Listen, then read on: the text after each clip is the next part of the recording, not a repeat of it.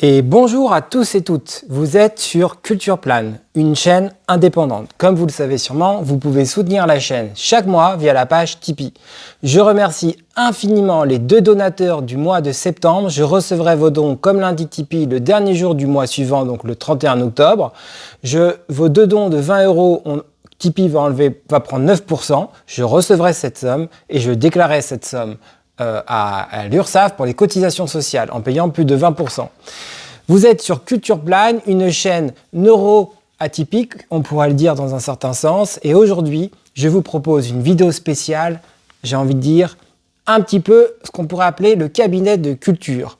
Je vais me faire passer pour une sorte de médecin et vous pourrez éventuellement poser des questions. L'objectif est de créer une sorte de cabinet comme un médecin. Évidemment, je ne suis pas médecin, je le précise, c'est comme un roleplay. C'est parti. Alors voilà, bonjour tout le monde. L'objectif, si vous voulez, est de comprendre notre fonctionnement, que vous soyez neurotypique ou neuroatypique. L'objectif dans ce cabinet est de comprendre votre fonctionnement.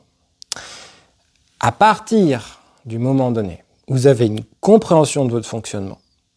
Le travail de culpabilité peut débuter. Si vous ne comprenez pas votre fonctionnement, il n'y aura que des problèmes. Vous devez avant tout comprendre votre fonctionnement, votre structure. Votre structure va rencontrer une réalité multiple qui a des fonctionnements, des règles, voilà, que vous devez respecter. En même temps, parallèlement à ça, vous avez votre propre fonctionnement. Vous pouvez potentiellement, dans une société entre guillemets normée, avoir le besoin de vous faire diagnostiquer de certaines choses, de certains troubles par moment, pour mieux comprendre votre fonctionnement. Dans ce cas-là, vous devez être alerté sur la nécessité de trouver des structures adaptées, des structures fiables, des structures reconnues. Si par exemple vous êtes autiste, il y a des numéros de qualité comme Autisme Info Service, gratuit, disponible du lundi au vendredi. Voilà ce que je pouvais dire. Je vous aide dans le cabinet de culture. Nous pouvons travailler ensemble et essayer de construire des ponts. Vous pouvez avoir des troubles. Vous pouvez avoir un trouble de bipolarité. Vous pouvez avoir un trouble de schizophrénie. Certains troubles sont des maladies. Certains troubles vont nécessiter des accompagnements médicamenteux. Certains troubles vont nécessiter de manière quasiment nécessaire des MDPH pour recevoir des aides de l'État, tout simplement.